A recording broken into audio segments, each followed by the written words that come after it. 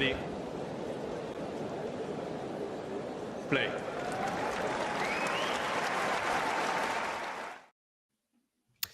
Hello, everybody, for a unique episode, I would say, or at least a unique until now.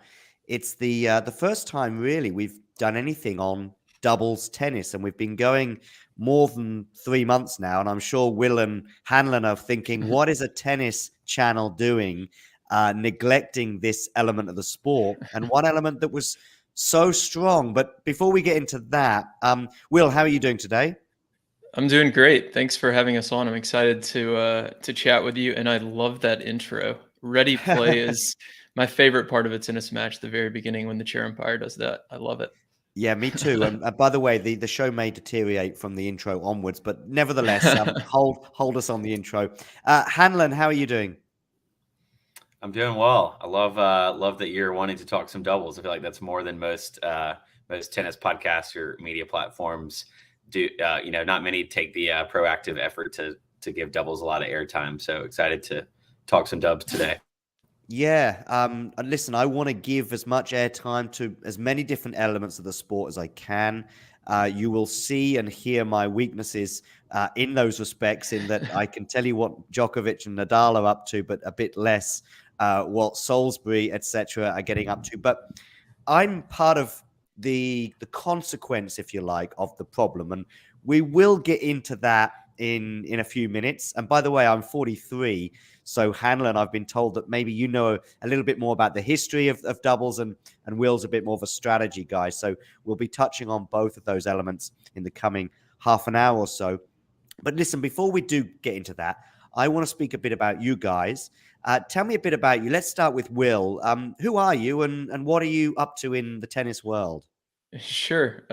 Yeah. So I grew up playing tennis. I grew up in Memphis, Tennessee, in the U.S., and then actually met Hanlon playing college tennis, and then took some time off after college. Moved to Austin, Texas, and started playing tennis again. And I started this doubles blog called The Tennis Tribe. And I was just sending out a newsletter every Thursday, which I'm still doing today. And I started to get a bit of traction. So I had people coming up to me during USTA tournaments that I was playing in, or league matches, and they'd say, "Oh, I heard, or I read your doubles blog. I really like the tips in it, and I really like the strategy and how you think about it." And yeah, from there, it's really evolved into a lot of different kind of aspects of the business. So I still have the newsletter. Now we have a doubles podcast. I review tennis gear as well, which is showing here. And then I've also started to work with players at every level of the game. So I work with club level players all the way up to now I'm doing analytics work for some of the top 10 players on the Pro Tour. So it's been a lot of fun. So now at this point, we're doing all of that and trying to cover the Pro Doubles Tour and make doubles more popular, because it just does not make sense to me that most adult tennis players play doubles and they have no idea who Joe Salisbury is. Sure. It's crazy to me. So we're working on that. It's a ton of fun. There's a lot of different aspects to the business at this point right now. And Hanlon helps a lot with writing. He attends some of the tournaments with me and helps out with social media and things like that. So he can talk a little more about that, but that's kind of where things are at right now. Cool. Yeah, go for it. Go for it. Yeah, so Will and I played college tennis together, like you said, and then growing up, I've been a huge fan of professional tennis, really pretty much my whole life. I went to Wimbledon when I was 10 years old with my family, Oh, wow. and I've been hooked ever since, and have followed the tour really closely, both the men's and the women's game. And about 3 years ago, I started working with Will on the side and just writing articles and on the Pro Tour and everything happening in men's and women's tennis. And then more recently have begun a lot on doubles as Will's podcast and everything that he's doing with the Tennis Tribe has been geared towards doubles. We've been just following the doubles tour very closely the last few years, and it's been a lot of fun just to dive deeper into it. Most tennis fans are, like you said, are very familiar with the Federers and Nadals and Serenas of the world, but not a lot of people know who Krejcikova and Siniakova are, or Rajiv Ram and Joe Salisbury. So a big part of our mission and our content is just try to get the doubles players' names out there and tell their stories, and all of the great reasons why tennis fans should follow doubles. Yeah.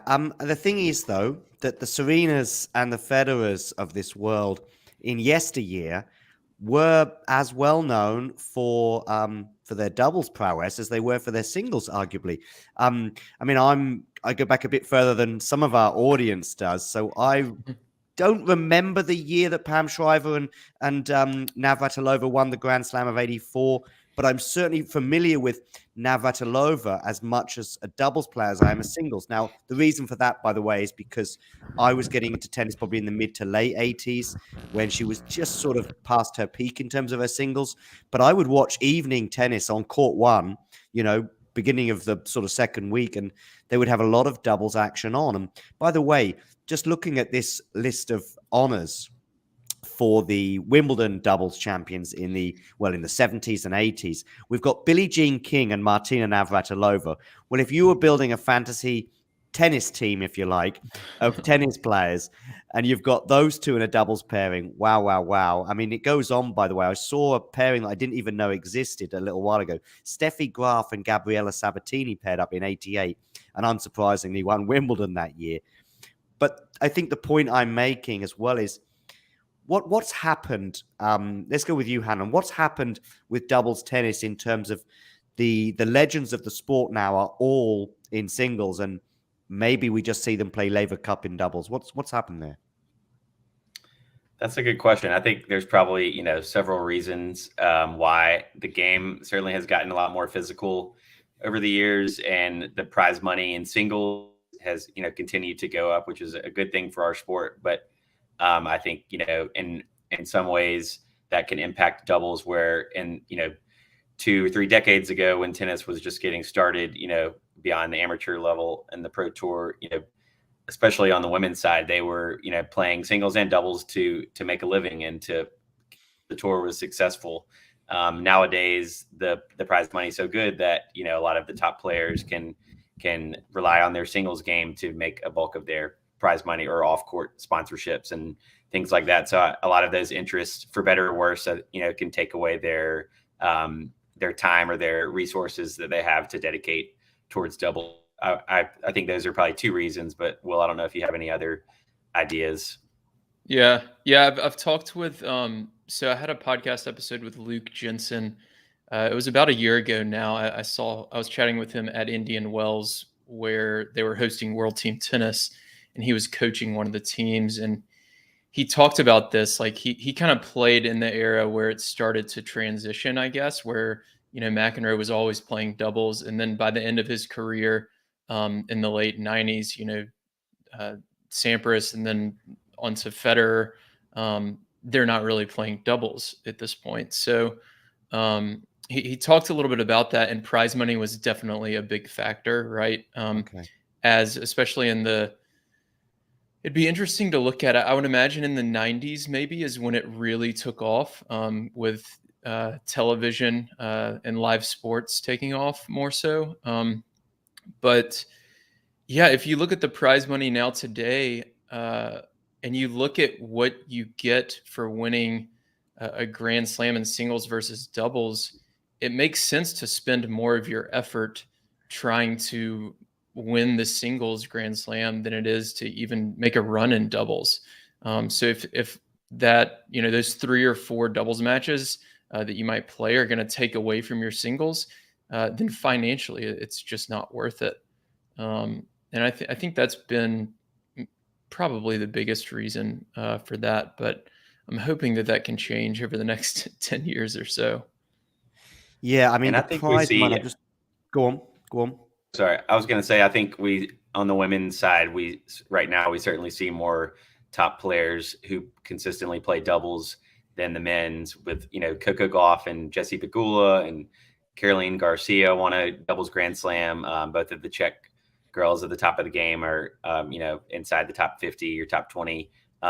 So I think side we see a lot more singles players play doubles consistently, and this is probably also largely to do with best 2 out of 3 versus 3 out of 5, at least on the major stage from that standpoint. But just wanted to add that on the women's side. A quick look at some of the stats. I think you earn around about $2 million for winning Wimbledon as a singles player. But of course, even a deep run will earn you probably several $100,000. Winning the doubles will get you, I don't know if this is shared, but it's 480,000. I think that's what it's at right now for the men's doubles. But of course, like that may well be shared. But it even is shared. Okay. So there we go. So it's really dwarfed. Yeah, I looked this up before the U.S. Open this year, and the doubles prize money for winning, I think it was for every round, no matter what round you got to. So you make the quarters of doubles, you make the quarters of singles. Doubles got around 26%. I think it was like 26.13 or something percent of the prize money, but you have to have that.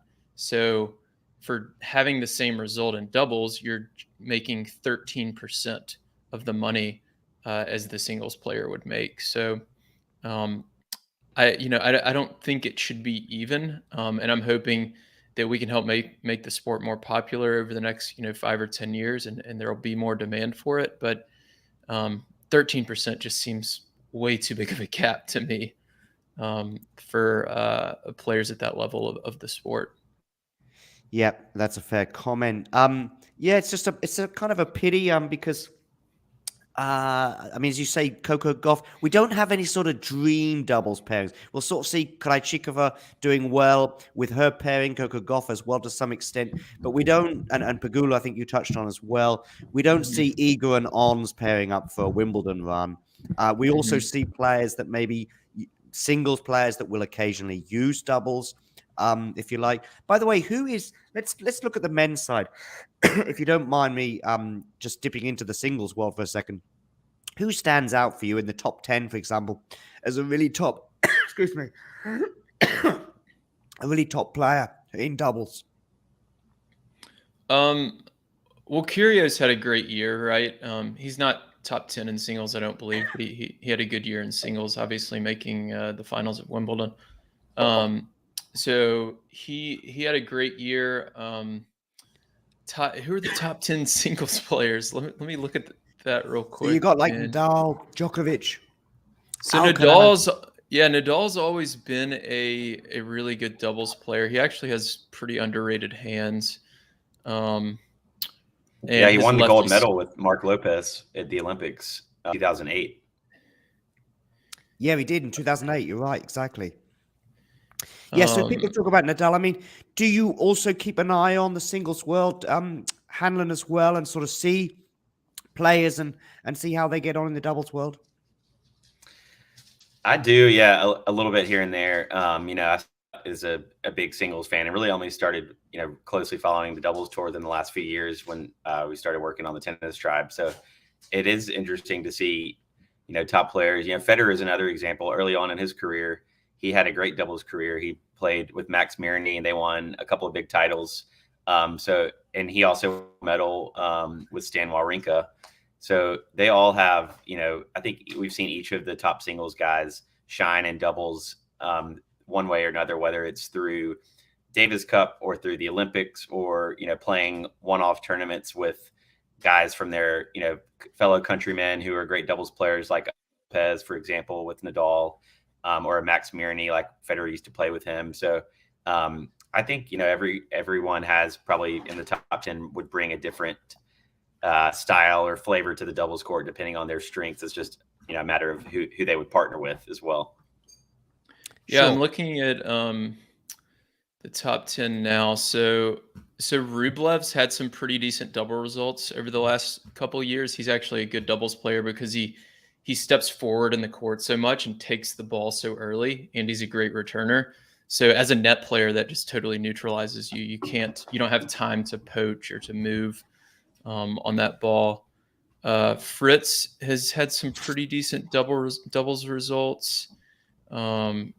Hurkacz is number 10, and I believe he made the finals in in Montreal this year in doubles. I'm trying to look that up to confirm it. Okay. So, I mean, there's a few bits and pieces, but like I say, yesteryear, Martina may well be playing, a singles final and then playing the doubles either later the same day or the following day. Yeah. And mixed doubles too. Pardon, say again? I said, and mixed doubles for Martina. She's racked up quite the number of titles in all 3 events. And McEnroe as well, mixed doubles. I think he played with Mary Carrillo a few times, won a few titles. So they did, yeah. Mm-hmm. Yeah. So these are sort of legends of the singles tour, but really used to value the other one too. So listen, I'm digressing a bit, and excuse me for the cough that I've suddenly developed. Well, actually, it's been on and off all week. Listen, let's get to the present day.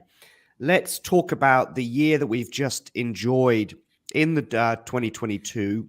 But actually, before I want to get to some of the positives on the doubles, can we talk a little bit about something that happened just last week regarding a certain doubles player that should or should not have been appearing for the US? Will, what's your take on that?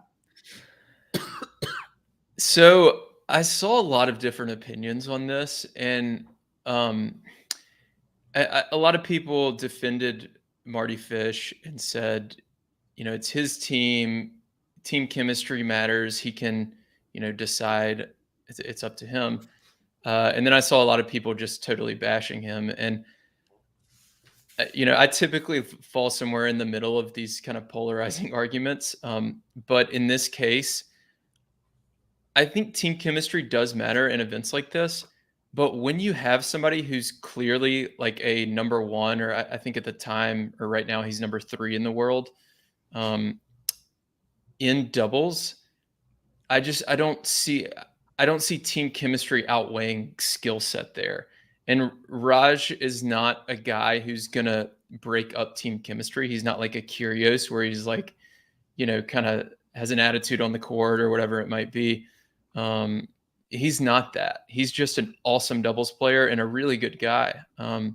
So I think it was a mistake. I think he and Sock would have won that match. He was 2-0 against Fognini and Bolelli this year. He didn't drop a set against him. They were both straight set victories. Of course, it was with a different partner with Joe, but Jack Sock's a great doubles player. So I really think that it was a mistake, and I think Fish should have just owned up to it and been like, I messed up. Do you know anything? Had Raj on the do you know team, anything, but... Hanlon, about? Sorry, just talk over this at will. Do you know anything, Hanlon, about this relationship between Rajiv and the captain Marty Fish? Well, and Marty, I mean, they're kind of from the same era because Rajiv is, I think, 38 or 30. So they're, I believe, in Marty's words, he described them as good friends and peers, and someone they have a lot of mutual respect for. My opinion is that Fish is giving Jack Sock the first, letting him kind of call the shots as the de facto doubles number 1 for the U.S. team. And I have a feeling that whether it was Sock saying that he preferred playing with one of the singles guys or a different partner, or like Sock and the top singles guys each saying that they really like their team chemistry. It just seems like Fish probably gave in the existing team too much power, too much influence in the decision making, because the bizarre thing to me is that they only fielded 4 players when they could have had 5 on the roster. It would have been different if they had chosen, say, Austin Krajicek or another top doubles player who complements Sock's game better or plays the ad side, because I know some people brought up that Rajiv and Jack Sock both prefer the forehand, the deuce court. So if they had substituted someone else in there that made sense, then that would have been maybe less of an issue. But just the fact that they chose not to bring Rajiv when he was willing to play, he wanted to play, and they still had an extra spot on the roster, was the most kind of mind-blowing, like, red flag thing in my opinion. Excuse me. Yes, exactly. That did seem quite odd. I must say, by the way, Will, in Europe, we got a slightly different take. I think there was a bit more criticism of the decision. Certainly the European tweeters that I remember were a bit more like, because I guess the proof was in the pudding, as in like the US lost. And so, of Yeah. course, if the US get to the final, there is one final thing as well, which I think if you're a team and you're bringing in players in a soccer context of 25 or 30 guys, and you're going away for 6 weeks, as often they are, plus those guys have got all their different cliques at their clubs, you do get sometimes a decision which is like, you know what, this person is more trouble than they're worth. But with Rajiv Ram and a tennis team of what is basically, 4 or 5 individuals, at least in terms of on the court, it does seem a bizarre decision. And is there any history of Rajiv Ram and controversy and being difficult? Not that I'm aware of. Yeah, and to be clear, most of the U.S., at least on Twitter, from what I saw, was critical of the decision. I just saw a few people trying to kind of defend Fish a little bit, which I don't know. I don't know all the stuff that happened behind the scenes and what all went into the decision. So if I found out new information, maybe I could change my opinion. But for sure, as it stands now, I definitely think it was a mistake. Okay, let's get into a bit of strategy. So let's go for Will first, and then we'll do a sort of a look at the year of 2022. Will, what are the key characteristics behind playing doubles, say being a good doubles player and being a good singles player? What do you need in doubles in particular that you don't necessarily need to be so strong at in singles? Yeah, obviously in doubles, you need to be a little better at the net than you do in singles. In singles, you can get away with, with not having any volleys. But the biggest thing in doubles that I see a lot of singles players struggle with is just positioning and movement and knowing where to hit the ball.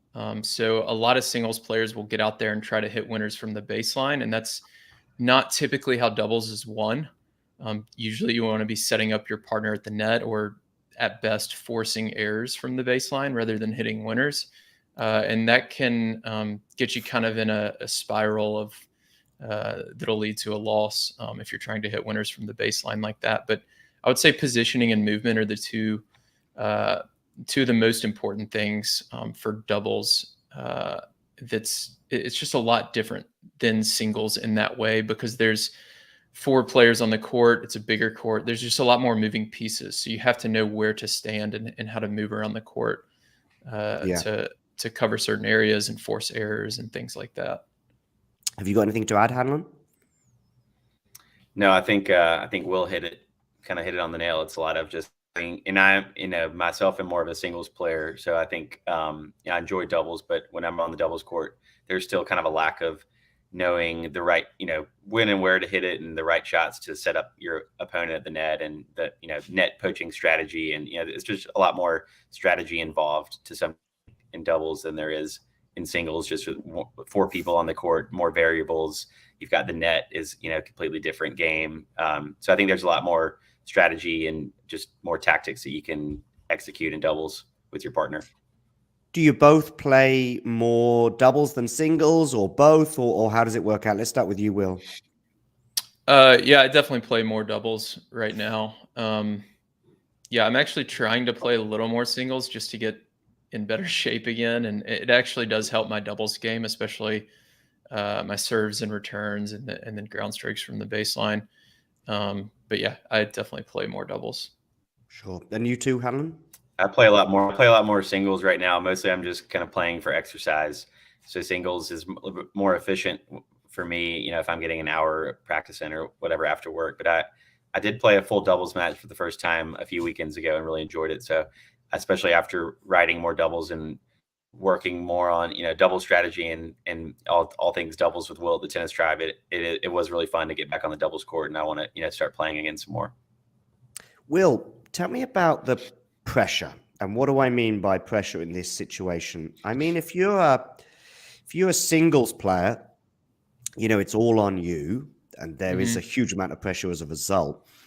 But of course, when you're a doubles player, there's responsibility. And we do see certain players in all sports, but particularly sports such as golf and tennis, where it's pretty much an individual sport, but every now and again, there is a pairing element, there is a doubles element, as we see in tennis, or even a team element, such as the Davis Cup or the Laver Cup.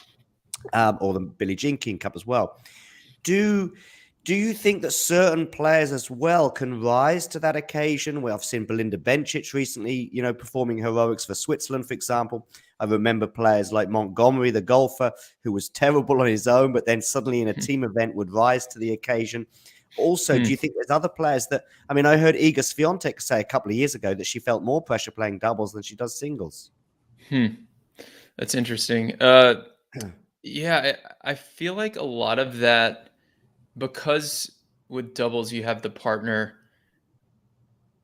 I think the chemistry and the trust between the pair is more important than any like individual's ability to handle the pressure, right? So I think the two are related. So if I am stepping up to serve in a 9-8 in a tiebreaker or something, and I know my partner gets upset with me when I mess up, then I'm probably going to double fault because I don't try. Like I'm worried, thinking don't double fault. They're going to be upset with me and so on. Versus if they have my back and we're committed to the plan and we both are okay with the outcome, regardless, as long as we execute the way we talked about and trust the process, then I feel like that makes you able to play a lot more freely.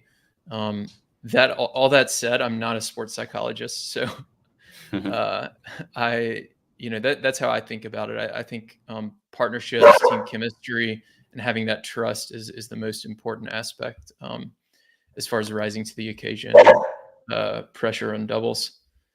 I can hear somebody rising to the occasion as well in the background. Don't worry, dogs are welcome. It's a live show. These things happen. We have had certainly more than a few Henry guests. Might join us in a second or two. Oh, is it your dog? Is it Hanlon? Well, that's great because it can be your doubles partner for the show. That's right. Listen, he's causing a commotion right now.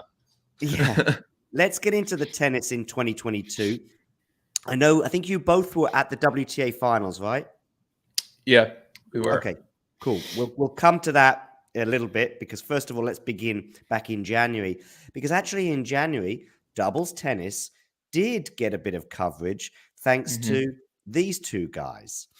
Now, rightly or wrongly, certain people have certain opinions, particularly on the guy on the right, at least as I look, Nick Kyrgios. I mean, what did you make of their run? Let's go with you, Will, and then we'll come to you, Hanlon. What did you make of their run? Were you surprised? Was it something that was building? Did you have them down as a logical winner before the tournament began? What did you make of it all? I think Hanlon and I did a preview podcast and had them as maybe a dark horse or team to watch. I wasn't super surprised that they made a run. I did not expect them to win. I think I picked them to lose. I don't remember who they played in the semis, but whoever they played, I think I picked them to lose at that point. Overall, I think it was great for doubles. Like I love seeing Kyrgios, or at the US Open, we had Serena and Venus playing. It just brings a spotlight to doubles. And even if it can get, 10, 20, a couple hundred fans watching and saying, oh, maybe I should watch some more of this because this is actually really fun to watch, then I think that's a win. So I thought it was a great start to the year. Good for doubles and good for the Australians. Yeah, they completed their dream run, of course, by beating fellow Australians Ebden and Purcell in the All Aussie final. Go on, go on, Will. Hanlon, sorry. Oh yeah, no, I was just gonna say, beyond them winning the Australian Open against a pair of Aussies, like you mentioned, it was cool to see Kyrgios and Kokkinakis sustain that level throughout the year. They won again later in the summer. They won the Atlanta Open together, and they also, committed to trying to qualify for the ATP Tour Finals, which they narrowly did. They got the last spot, and they did well there. They won, I believe, one match in round robin play. Didn't qualify for the semis, but still, the fact that they committed to doubles after winning the Australian Open was cool to see them, play a fairly consistent double schedule throughout the year that they were playing together. Cool. Regarding the Australian Open, what are your other memories on, say, the women's doubles or the mixed doubles side, Will? Yeah. So I remember staying up late and watching the women's final. So the Czechs played against Haddad Maya and Danilina, and earlier in the season, so the two tournaments leading up, Danilina and Haddad Maya, I think they won one and then made the finals of another or something like that. They were really on a hot streak. And the Czechs ended up winning in the third set, and that was their only set that they dropped throughout the tournament, was the first set of that match. So that was interesting to see a new team kind of come on board with Haddad Maya and Danilina, and then they went on to make the year-end finals, making the finals in Guadalajara to squeak into the top 8 at the end of the year. And then the Czechs went on to do what that is not Siniakova. Oh, they've got the wrong picture there. Here's another problem with doubles right in front of us. They do that on Tennis Channel. Wrong faces. Yeah, they do that on Tennis Channel all the time. It's that's Eurosport, by the way.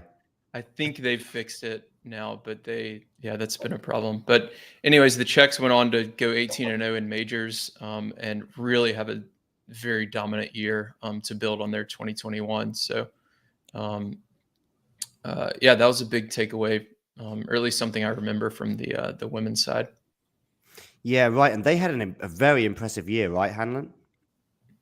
They did. They didn't play as much this year as they probably had in previous years because Krejcikova was sidelined with an injury, I believe. Not long, like during February and March. I remember she missed a big chunk of the spring, like U.S. hardcourt swing.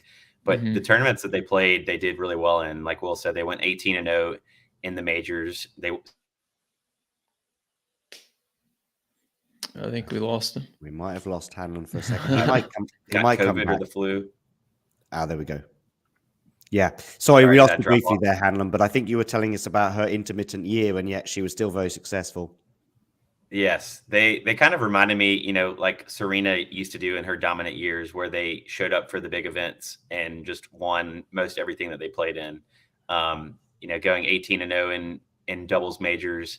And then, they made it to the year-end final in a really good match that Will and I got to see against Kudermetova and Mertens. So all in all, I would say they had, another dominant year, even though they weren't able to win the last year-end championships, but they had another successful year together. Just a little digression back onto Kyrgios there. There was the mention of the fact that he played in Mexico, an exhibition a couple of days before arriving in Turin. And that would also explain to me why now I know why Kyrgios arrived the night before in Turin. So he arrives the night before and his match is the next morning, I think, or the next day. I think it really was the next morning. It's like 11 a.m. And so that makes sense now. Now I know why he got there so late. Conversely, I think it was Taylor Fritz got there like a week before it even began. So and when he had a good run on the singles side. So anyway, listen, let's get back to the tennis year. Any other memories for you from Australia, Will? I think that's it from Australia. There's so much has happened since then. It's hard to remember that far back. But I'm excited for Australia 2023. I can say that. Cool. Let's move on. If you've got anything else to say before the French Open, then say so now. Yeah. Cool. John Isner. Oh, yeah. Oh, same thing. Go ahead, Hanlon. You can take it. Well, just John Isner kind of coming out of nowhere and winning the Sunshine Double, back-to-back doubles titles in Indian Wells and Miami. Really impressive to see him. He's for so long I've wondered why he had doubles more often or why he hasn't had success in doubles. Just he's got an automatic hold pretty much every time he serves, and he's got, he's huge, so he's got a long wingspan. He should theoretically be really good at the net. So it was good to see him play a lot of doubles this spring and do well. Yeah, it was unbelievable. So he wins Indian Wells with Jack Sock, and everybody's like, oh, well, Jack Sock, he's the best doubles player in the world. He proved it again. And then Isner goes and plays in Miami with Hurkacz, and he wins it again. And then a month later, he goes to Rome and makes the finals with Diego Schwartzman. So it was like... That was a fun run to watch, too. he just kept playing with worse and worse doubles players and almost having the same result. So it was really fun watching Isner play. And I honestly think him playing with Sock in Dallas and then at Indian Wells, I think he learned a lot about how to play doubles. Yeah, that picture went totally viral. That was awesome. And this was funny too, because I think they admitted that they kind of signed up just as a joke because they thought it would be funny and, for the crowd and like fun to play together. And then they made it to the finals and almost won. I'm pretty sure they lost a really tight finals that day too. Funny enough, Isner actually is okay on clay. I mean, often we think of big servers like him as being more grass court, but actually on clay, he's fairly decent.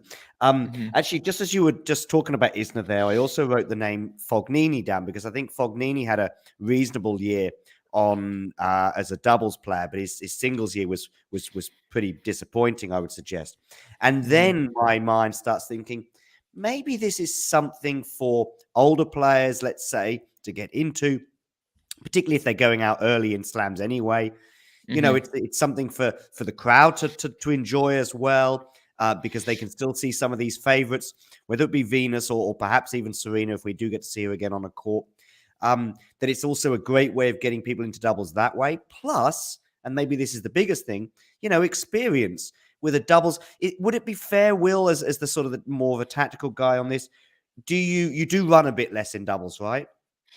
Yeah, for sure. I mean, it's much easier on the body. I was kind of hoping that Federer might play another year or two and play doubles. I knew he probably wouldn't because, he doesn't need the money and he's got other things going on. But sure, I think it's a great idea for players who maybe aren't quite as famous as him, who want to extend their career.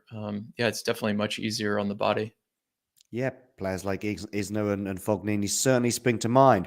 Okay, let's get on to the French Open. And we, of course, last year, by the way, 2021, Krejcikova and Siniakova won that year. And that year, she won the singles as well, didn't she? So that was a special double for her in 2021. Yeah, and they didn't play this year. No, they didn't, because I think Krejcikova's hurt. She went into the French Open in the singles basically pretty limp and pretty lame. I think she was just coming back from an injury, and she went out in the first round. I remember it quite well, and I don't know whether that maybe made her mind up for the doubles as well. Of course, we can see players go out early on the single side, and it gives them added impetus on the doubles. But I think maybe she exaggerated her injury or made it worse. But anyway, back to this year, 2022, we had Garcia and I'm going to say this, Mladenovic. Am I saying that right? Winning the women's doubles this year. Tell us about your memories of those two, but also the French Open on the women's side. Let's go with Will. Yeah, Mladenovic had been a good doubles player for a while. So that wasn't super surprising to see them make a run there. And then Garcia, I hadn't watched her in person a lot until I watched a couple of her singles matches at the WTA finals here. And she's so good at just taking the ball earlier, like I was talking about earlier with Rublev. And that's really effective on the doubles court. And she likes to come forward anyways. So she's just a natural doubles player who is obviously awesome at singles as well.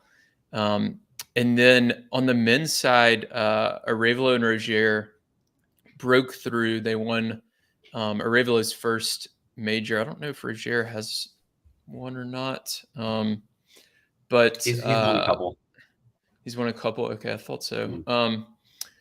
So they won the finals against Dodig and Krejcik, and that was an awesome match. I think Dodig and Krejcik had a handful of match points during that match, and they made a deep run and ended up winning the thing. And Arevalo had some just highlight reels on the clay there at Roland Garros. His athleticism. It's kind of like a Joe Salisbury, where he's able to run these balls down like into the third row of the stands and just throw them up and keep the point alive. And he had some highlights there that were really unbelievable. So it was a really, really fun tournament to watch. It's a lot different watching the doubles on clay than the hard or grass, for sure. How is it different? Well, the ball just bounces a little different, and then you're moving a little bit different. Uh, because it's not bouncing, it'll bounce a little bit higher on the serve, and it'll kind of sit up a little more, so you can take a little bit bigger cut from the baseline. And then the drop shots and things like that can be a little more effective because of the way you move on the court. You can't stop and just run the other way. You have to kind of slide and slow your momentum down, so it's easier to hit behind someone, and things like that. And that's all true of the singles court as well on clay, but it adds kind of a different element to doubles with all four players out there. On the men's singles side, we had this pairing winning the doubles. And of course, Marcelo became the first guy from Central America to win a Grand Slam, I believe, of any sort. So that was a bit of history there. I don't know if you have any memories of this pairing, Hanlon? Yeah, actually, Will and I saw them. This was the first year that they teamed up together. Will and I both went to the Dallas Open last February, and we saw them win the title there. So they caught fire pretty early in the season. They won Dallas Open and Delray back-to-back, and then made it to the finals of the next, I think, a tournament in Mexico right after that. And then we saw them play it a little bit at Indian Wells. So we could tell that they were really hitting their stride early on in the season. And I think, the French Open, they really just took advantage of some openings in their sectional, and they just kind of won out in the bottom half of the draw. And it was really cool to see Arevalo and Roger, win together after we had seen them play in a few tournaments and had seen their form building up throughout the year. And especially, I think Arevalo, excuse me, he played a unique doubles game than most of the men on the doubles tour. He doesn't serve and volley as much. He's less, less right on top of the net. But he's got a big forehand and a big serve. So it's unique to see someone who hugs the baseline like he does do as well, and win majors on this level. But fortunately, he has incredible hands, and he's just such a seasoned doubles player, and he's very aggressive, very on top of the net, has great instincts. So they seem to make a great pairing on and off the court. And apparently they're known for their fist pumping too, Will. Their energy is, especially Arevalo, his energy is just off the chart. He's constantly winning or losing. He's constantly between every point, fist pumping himself up. Yeah, it's fun to watch. And Hanlon and I actually met him at Indian Wells off the court as well. And he's just a super positive nice guy. Very nice, very upbeat. Yeah, he's impossible not to root for. A ton of fun to watch. Okay, any mixed doubles memories from either of you at the French Open? Oh, good question. I'm trying to think who played the mixed double or who won the mixed doubles. Am I right with Shibata? Shibahara. Oh, that's right. Yeah, Shibahara. That's right. That was the first time that they played together, so that was a unique run for both of them. And both two players who we saw play at Indian Wells too, and had both, they had a lot of success with their respective men's and women's doubles partners in the spring. And obviously Kulhoff went on to have an incredible year with Neil Skupski. But I think, in short, it's just fun to see which teams sign up for mixed doubles, because they really only get a chance to play mixed at the majors and exhibitions throughout the year randomly. So it's always kind of a little bit of a crapshoot which teams sign up and who plays with who. So it was great to see both of them. It looks like we lost him for a second. To their first mixed double majors to win. So cool run.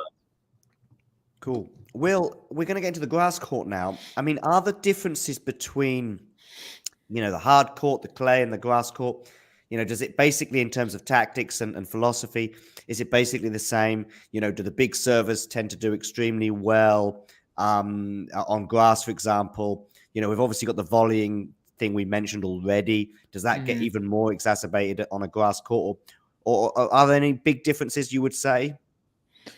Yeah, I mean, I think it can help certain players' game styles.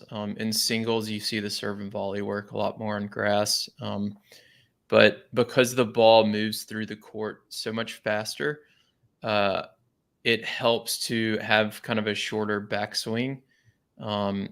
and getting to the net is even more effective on the grass court. But as far as tactics goes and strategy, not a whole lot changes. It really doesn't. There's a few things, like I said earlier, with the drop shots and hitting behind people and things like that.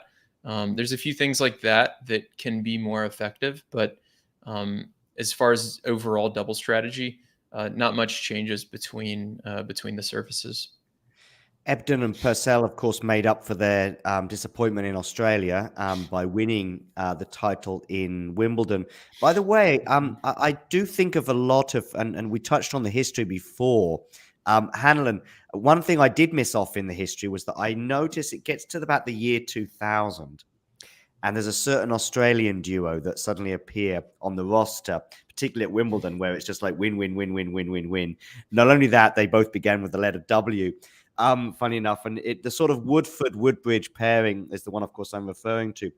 It was a beginning of sorts in that I noticed that the pairings before that on the men's and the women's side of winners was like Sabatini, Graf, Navratilova, as I highlighted before, Pam Shriver, and so on and so forth. And also on the men's side was, McEnroe, etc. Mats Wilander, I remember seeing winning at least one slam in doubles as well, and blah, blah, blah. So not at Wimbledon, but elsewhere. And so then suddenly I'm seeing this Woodford-Woodbridge, and it does become a bit more of a specialist thing. Yeah, that's a good point. And that's probably, the Woodies came along, and then also the Bryan brothers, in the mid to late 2000s, or maybe early to mid 2000s. And then really for the next 15 or so years, dominated the men's doubles game. I think that's a good point. Maybe it was around the early 2000s when those powerhouse teams really started coming together and being the face of doubles. And also maybe that was the time when the prize money kept increasing and the game got more physical. And over the years, more of those McEnroe, Sabatini types on the men's and women's games started more on singles and less on doubles. So it is interesting to see the evolution of the double specialists and some of those powerhouse teams like the Woodies and the Bryan brothers. Any thoughts, Will, on Ebden and Purcell at Wimbledon?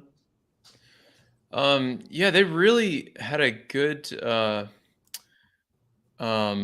kind of I don't know. They made the finals in Australia, then won Wimbledon. Overall, like they had a really good year, and I think I'd be interested to look this up, but I was curious why they finished so low in the year-end finals. Yeah, right. Considering maybe they got to one major and then one the other. Yeah, wasn't it because they didn't get ranking points from Wimbledon? Oh, of course. Oh yeah, that's right. Duh. Yeah, that was their big. Yeah, because right. they did well at the U.S. Open. That was as only well. bummer because the fan was incredible. Mm-hmm. Tell us about the final. Sorry, Hanlon.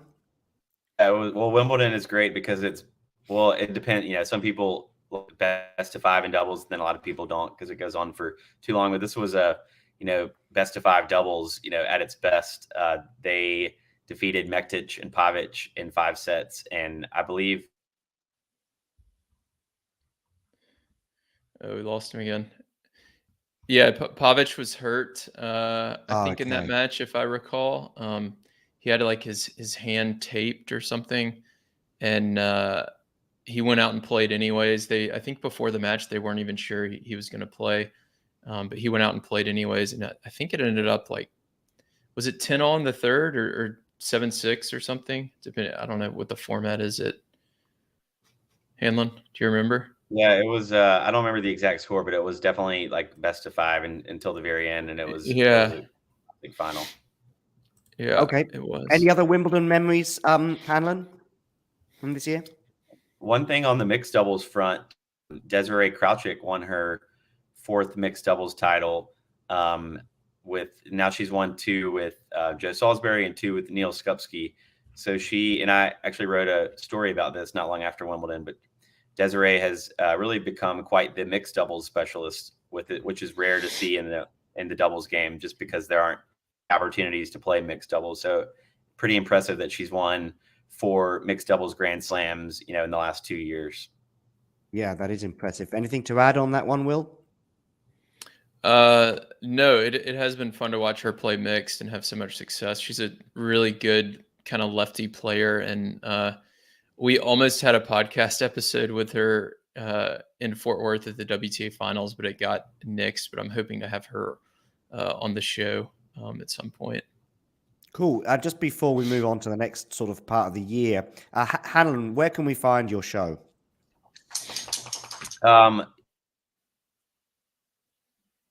We have a whole section, I think it's called Tour Talk or Tour News, and a lot of our doubles stories are on there, along with the doubles only podcast as well. Doubles only podcast, great. Thanks for that. Will, let's move on to the sort of second half of the year, if you like, albeit with just one slam left to cover. Anything you want to touch on before we get to the US Open? Let's think. What happens between Wimbledon and US Open? So we had the US hardcourt swing, Toronto and Cincinnati. I would say the rise of Nicole Melichar Martinez and Ellen Perez really good summer on the women's circuit. I think they made 3 finals in a row, and then one. Was it the finals of Cincinnati and or Toronto? Toronto, yeah, we actually sat down and interviewed them in Toronto, and they made the finals there, made the finals in Cincinnati, won in Cleveland, and then made the semis, I believe, and lost to the Czechs at the U.S. Open. So they were probably like 28 or something in the race to the year-end finals, and they finished like number 9 before Toronto. So they got on a really hot streak and had a lot of success through the fall season. Cool. All right, let's talk US Open. Let's begin with you, Hanlon. What are your US Open memories? I think on the men's side, it was fun to see Raymond Salisbury win back-to-back US Open. I believe this was their 3rd major together, and they were the first team to win back-to-back U.S. Open titles since the Woodies, who we were just talking about in the late 90s. So I think it had been 20 to 25 years since a team had done that. And on the Ram and Salisbury front, I know we talked about Rajiv a little bit earlier. The two of them as a partnership, they've been so solid the last 4 years since teaming up together, and have been, in my mind, the most consistent and really the best team, the best doubles team in this post Bryan Brothers era that we're in right now. Cool. What are your thoughts, Will? Yeah, so I actually got to attend the U.S. Open this year, and it was it was a ton of fun on the doubles side.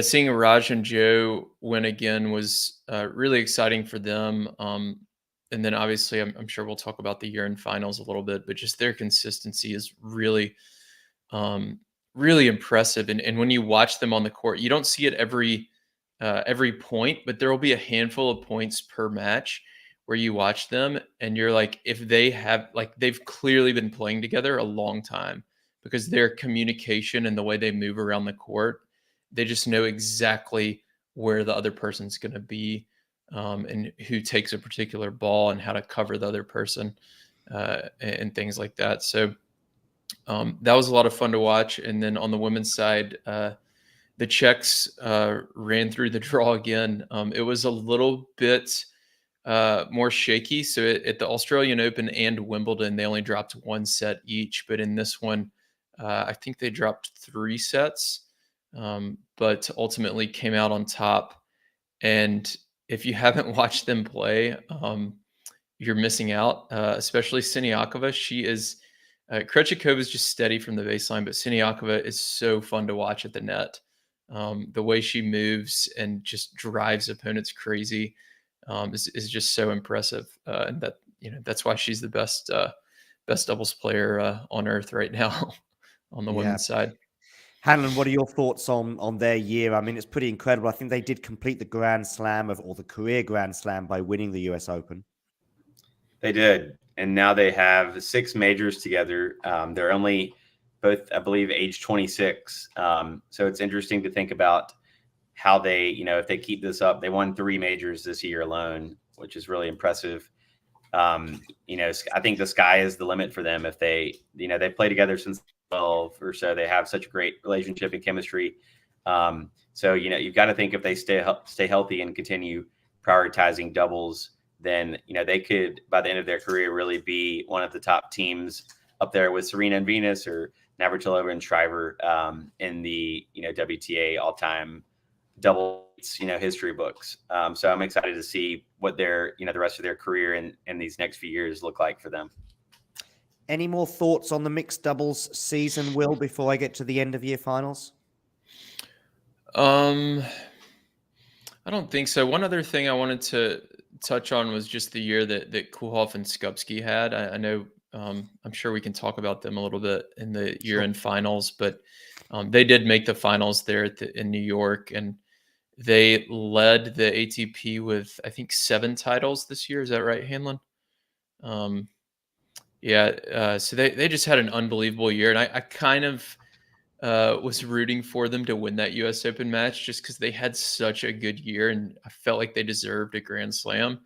But they came up a little short there against Raj and Joe, and then the same thing at the year-end finals, which I'm sure we'll get to here in a second.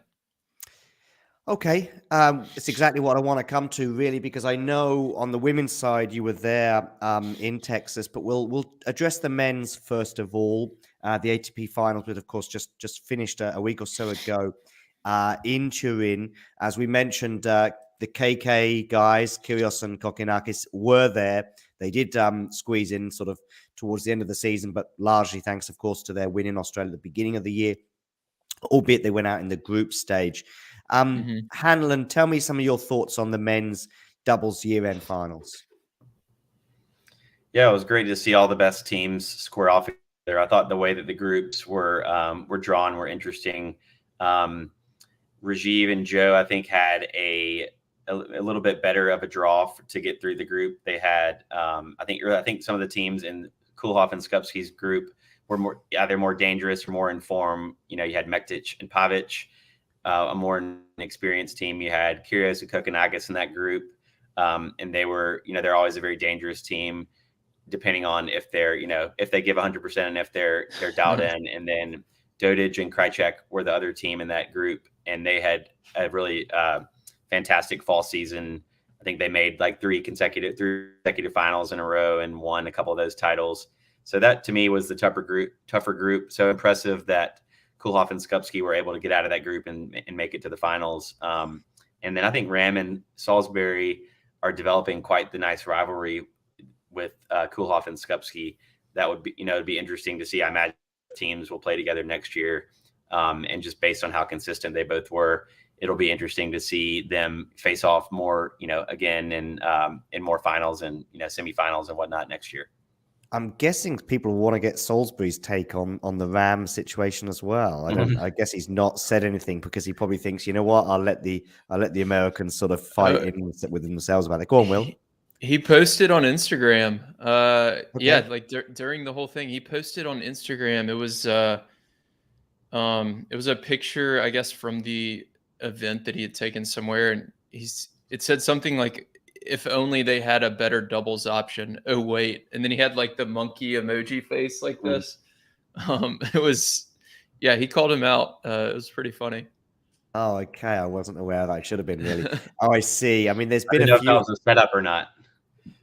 Well, it may have been, but listen, I'm just trying to find the post right now, but I wonder if it's this picture of the two. No, it's just a picture of them celebrating the final, the pair of them at the ATP finals. Anything else to say on the ATP finals before we move over to the WTA? Yeah, I mean, I think one of the big things, like I talked about earlier with Raj and Joe, is just the team chemistry it's really underrated in doubles. It's something that not a lot of people think about, and people don't talk about it enough, but it's really underrated. And then the other big takeaway from the ATP was just the format. I hate the no ad, and I actually had Rajiv on the podcast a couple years ago and asked him about that. And he said if I could get rid of either the 10-point tiebreaker or the no ad, he said he would get rid of the no ad. And the more I watch, the more I agree with him. It just brings so much kind of luck into play. But it does make your ability to kind of sustain focus and really not let your level drop. It makes that so much more important. So in that finals, Pavic had a game in the second set. The first game of the second set, he just has a quick mental lapse, 2 double faults. All of a sudden, he's broken. And Rajiv and Joe had none of that. They served well, stayed focused throughout the whole match and the whole tournament, really. And that's why they won. Will, before I come to you, Hanlon, I just want to address what you've just touched upon there on the no ad. I do think the no ad thought, though, is not about making doubles more interesting. It's probably more thinking we want to have our singles matches start on time. It's a rare luxury for tennis matches to have that they can have at the ATP and WTA finals because there's so few players there, of course. So I do think that it's probably more about that, moving doubles and making doubles bend towards the singles. I mean, no ad is not going to make a huge difference, but it might well be could save 20 minutes on some matches. Who knows? Maybe even longer. We've seen some singles matches last 20 minutes alone. But I think the drama of having advantage. Well, listen, we all talk about it. It's one of the beauties of the sport, in my opinion. And I think it could certainly be kept sacrilege for doubles. I would agree as well that, having the super tiebreaker, fine, or whatever. But what are your thoughts, Hanlon? I think you can make both arguments. Of course, from the doubles player perspective, you want to eliminate no ad because more often the better team is going to come out on top. So from Rajiv's perspective and those top teams, it just gives you more. A little bit more margin, but I do agree from the tournament organizer and fan perspective. It's nice to be able to put a doubles match on, say center court at a night session, and much bank on it. Not going any longer than 2 hours or an hour and a half or 2 hours with the no ad format and the 10-point match breaker. So I mean, it just depends. You can make both arguments, but I think there's pros and cons. Will, have you got anything to add to what I just said? Yeah, I mean, it makes sense to me. I think a lot of it has to do with TV as well. If Tennis Channel is saying that this singles match is going to be at 7:00 and they have a doubles match starting at 5, they need to make sure that doubles match is over by 6:30. But that is, just saying that is kind of inherently prioritizing singles over doubles, and I don't want to be doing that. I get why other people do, and I get that's the way it's always been.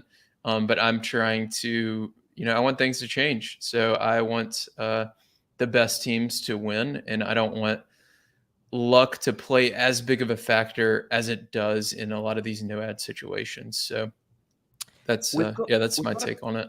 We've got a point here that I'll put to you first, Will, and then get Hannon's thoughts on it as well. Mark Petchy thinks that doubles is too serve dominated. It says the non-serving partner should have to stand behind the service box line and not close to the net. What are your thoughts on that, Will?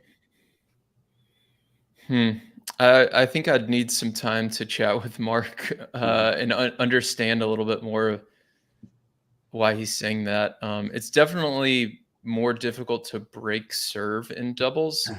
And that is because of the server's partner at the net, right? In singles, you can just float or return back and get the point started. In doubles, if you float or return back, the server's partner is going to make you pay for it. So that would be a way to make it less serve dominated. But should we make doubles less serve dominant? I don't know. I don't know if that's... Yeah, that's a different debate. We still see excellent rallies, even when we've got a server. We still see an excellent rally, even if one is on top throughout. So it doesn't feel, when we think of serve domination and we think of, say, Wimbledon, John Isner, for example, it's not quite the same feel in doubles. As long as the ball gets back over the net, even if it's just 1 point being rescued non-stop, it's still kind of exciting. One question I have as well, actually, and whoever wants to take this can take it. In doubles, we do occasionally, or we do see a bit of variation when returning serve on the what's the word I would say, on the person who's closer to the net, if you like. Obviously, the non-returner, that's the word I'm looking for. So you've got the non-returner, has a few different variations on where they could or should stand. Am I right, Will? I'm thinking about this as an amateur, by the way, and I do play doubles almost as much as I play singles, probably 60-40. Sure. And yet, coming to your point, I probably watch 95, 96, 4, if you like. But back to playing. What are your thoughts on the position? What's your standard position? Is it on the service line? Is it probably a little bit closer to the net? Or would you take a more, as somebody who's probably not the tallest in the world, I'm about 5'8". Maybe it's, I sometimes feel a bit, and also I like my baseline game. I like to go back a bit. So let me get to that, but I wanted to say one more thing on Mark's point. So I'd be interested to hear what he means by serve dominated. So there's not, so the average rally length in doubles versus singles, doubles is shorter, but it's not that much shorter. It's like less than half a point or so. So I don't think there's like too many missed returns in doubles or anything like that. So I don't think it's serve dominated in that way, but it is serve dominated. And there's a lot of 3-shot rallies where the server's partner is just quickly putting the ball away. So your question on returning, there's a lot of different formations you can use. So you'll see at the pro level, a lot of players will play 2-back, where the returner's partner is standing just a little bit inside the baseline. That can be really effective if the server's partner is really aggressive at the net, or if they're in the I formation. A lot of teams will do that because you want to be in a defensive position. You want to buy yourself some time if that net player does have a volley, so that you have time to react to it. Against regular formation, you'll see more teams playing 1-up, 1-back.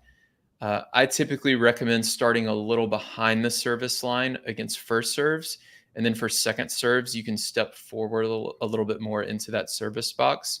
And this all kind of depends on the strength of the server, the strength of your partner's return. Are you more comfortable with the net or the baseline? I, for example, never play 2-back because I feel like I have pretty good defensive volleys. So it depends on your style and the opponent's style and things like that as well. But that's generally how I think about it. Hanlon, anything to add either to the Pecci point or anything that I've mentioned or Will said? No. Well, one thing, I listen to the tennis podcast pretty regularly, and they had an interesting comment on after the ATP finals on one of the round robin group days, saying that, the doubles was a tough watch for them at times because in the men's game, especially, it felt really serve dominated. But Matt Roberts on the tennis podcast made a good point in saying that he prefers watching women's, which Will and I both really enjoy watching women's doubles too, because it's less serve dominated, and they're, if you consider either of them serve dominated, but I think you can make an argument that the women's game, there's a lot more probably points and, strategy outside of serve and put it away at the net, but they rely a lot more on turns and lobs and different shots and techniques that we probably see less of in the men's game. So that was an interesting point to hear the tennis podcast folks have a little debate on their show about it. Yeah, it was. Yeah. Okay, Hanlon, you were sorry, Will, you want to say something? I've talked about this before, but if you're a club level player and you want to learn from the pros, watching the women's game, actually WTA doubles is a little bit more closely emulates club level doubles than the men's game, because the men's side, the serves are just so big and the overheads are so good that and they play more serve and volley rather than serve and stay back. So typically I'll recommend people watch WTA doubles if they're looking for more kind of strategy that they can implement into their game. Great.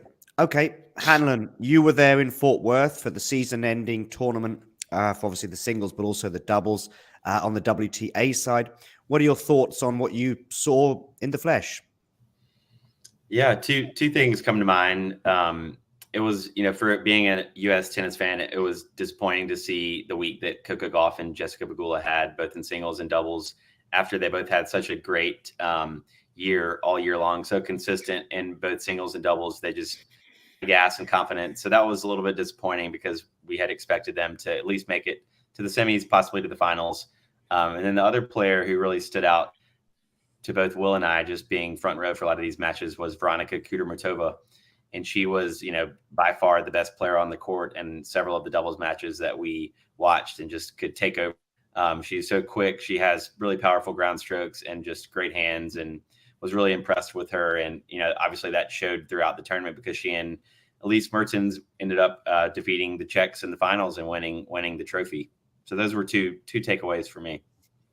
Will, before we get to your thoughts on the winners, what were your thoughts on the Pegula Goff scenario in terms of, Coco, didn't she get to world number 1 at one point this year on the women's side? Mm-hmm. And then just, do you think there was a hangover from the singles as well for those two? In short, I don't know. Maybe they didn't like the court surface, because it was kind of a fast, one of those like indoor courts that they bring in. Maybe they just ran out of gas, because they had played a pretty heavy fall schedule, I believe, both singles and doubles. I'm really not sure. Part of it was the format. They lost their opening match. I think it was 10-7 in a 10-point tiebreaker. And there was a couple of points. If that goes their way, maybe they win that match. They feel better going into their next one. And then, it's a whole different scenario, but I'm really not sure what was going on, because they showed it both on the doubles and singles court, obviously, that they were really struggling here in Fort Worth. Any final thoughts on the winners, Will, Kudermetova and Mertens? Yeah, so Mertens, this was her, Hanlon, correct me if I'm wrong, I think it was her 4th consecutive WTA finals with 4 different partners. She made the finals last year with Shea Su Wei, and they lost to the Czechs. And this year, she makes the finals with Kudermetova. She plays against the Czechs again. So it was cool to see how much it meant to her after they won. We were down in the press conference afterwards, and she was just smiling the whole time, like she was beaming, and she was so excited to finally win one. And yeah, Hanlon's right. Kudermetova was the best player on the court all week. She takes the ball early from the baseline. Even if you do try to cross, her ground strokes are so low, so hard, you really can't hit a very clean volley off of it. She's a great server, a great returner. And then Mertens is just really steady, has great lobs, doesn't miss much, can redirect the ball if she needs to. So it was a ton of fun to watch. I wished we had been able to watch like a full 2 out of 3 for that with ad. But regardless of the format, it was a really exciting final there. Cool. Hanlon, anything else you would like to add, either about anything that Will just said, or also about the doubles years of a whole? Anything I've missed in terms of our analysis? Yeah, I think it was just a lot on the women's side while we're on, talking about the WTA finals. It was interesting that of the 8 teams who played in the women's field this year, Krejcikova and Siniakova were the only team returning from last year. A lot of new partnerships and just shakeups at the top of the women's game in 2022 that we saw throughout the year, and then at the WTA finals. And this time of year, just on the doubles circuit as a whole, is really interesting in the off season, because this is when a lot of partnerships split and new team, a lot of times teams will stay together if they have a good chance of qualifying for the ATP or WTA finals, and then maybe split up afterwards in the off season. So Will and I are both very curious to see, when the first tournaments draws come out in January in Australia and New Zealand, who's going to be, teaming up.